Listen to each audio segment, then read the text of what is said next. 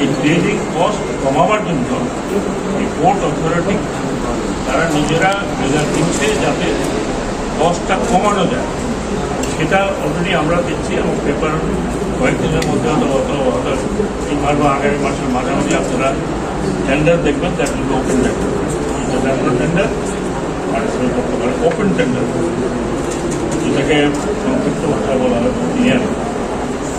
তো এটা হলে এটাও পেতে সময় লাগবে, তৈরি করতে হবে, তৈরি করতে হবে বেশি সময় লাগবে।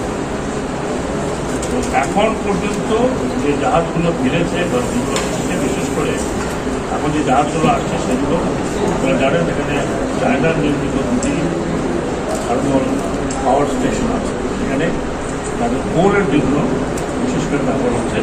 এবং এখন পর্যন্ত ওইভাবে যদি আপনি বলেন মংলা বন্দরবাসী যেমন শুরু হয়নি, ইনফ্রাস্ট্রাকচার অনেক তৈরি হয়ে গেছে।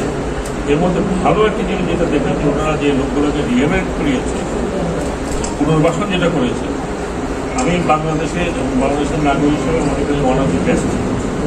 এইরকম সিস্টেমেটিক পুনর্বাসন, তাদেরকে বাড়ি তৈরি করে দিয়ে তাদের ভিটা অনুযায়ী তাদেরকে বাড়ি তৈরি, আমি ওদের ওখানে কথা বললাম, দে আর ভেরি হ্যাপি হ্যাপি। এবং ওখানে কমিউনিটিকে ট্রেনিং হচ্ছে, ওদের স্কুল হচ্ছে, প্রাইমারি স্কুল হচ্ছে, মসজিদ তৈরি হয়ে গেছে অলরেডি। তো এটা একটা সুন্দর টাউনশিপ করেছে। আবার এই কোর্টে যেটা প্রশ্ন সেটা হচ্ছে যে এখন পর্যন্ত ব্রেক ইভেন হয় নাই, ব্রেক ইভেন হতে আরও সময় লাগবে, ব্রেক ইভেন হতে আরও যদি ওনারা বলেন যে 31 2031 বাট প্রসপেক্ট আছে কিন্তু এক্সপেন্ডিচার আছে।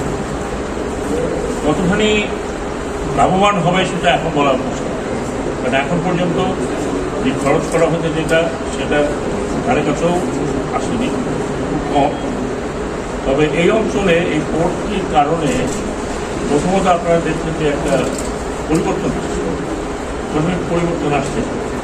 একই সাথে আপনার এখন যেটা বাকি আছে সেটা হলো পোর্টকে সার্ভাইভ করতে হলে কানেক্টিভিটি, মানে 6 লেনের রাস্তা দরকার ভাঙ্গা পর্যন্ত, ভাঙ্গার থেকে অনওয়ার্ড। এবং প্রজেক্ট আছে যে মধ্যে দিয়ে যে রেলওয়ে লাইনটা বানানো আছে সেই রেলওয়ে লাইনটা আসতে হবে। রেলওয়ে লাইন এবং রাস্তা যদি না হয় তাহলে এই পোর্টের ভায়াবিলিটি ডিফিকাল্ট। আশা করি সেটা হবে। আপাতত কোনো কারণে স্লো হয়ে গেছে, হয়তো প্ল্যানিং হয়ে আছে, সেগুলো হবে। আরেকটা জিনিস যেটা আমি বলবো সেটা আমি ফিরে গিয়ে আমরা সরকারের সাথে উঠাবো, যে পোর্টটাকে আরো একটু ত্বরান্বিত করতে হলে আমরা যে ইম্পোর্টগুলো করি সেই ইম্পোর্টগুলোর একটা পার্সেন্টেজ পোর্টে নিয়ে আসা। আমি যদি সেইটা নিয়ে আসতে পারি 20%, 25% যাইতেই হোক, তাহলে ওই যে সেটা পোর্টের উপরে খুব বেশি প্রেশার, বাংলার উপরে কিছু প্রেশার, সেটা কিন্তু কমবে। আমি আমাদের ইম্পোর্টের কথা বলছি, আমরা যদি সরকারিভাবে খাদ্যশস্য ইম্পোর্ট করছি, ডিস্ট্রিবিউশন করার কথা, আমরা যে গাড়িগুলো ইম্পোর্ট করছি, সার ইম্পোর্ট করছি, এই অঞ্চলের জন্য যে সারগুলো থাকা দরকার, সুদ অনেক সময় আমরা গ্রেন আনি, চাউল আনি, কিন্তু সেই চিটাগং থেকে আবার এদিকে আসতে হবে।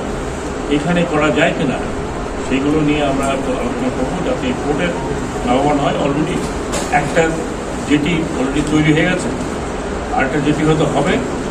আর যারা এখানে চীনা কাজগুলো করছে, চাইনিজরা, তারা দেখলাম খুব তড়িৎ গতিতে কাজগুলো শেষ করতে চায়।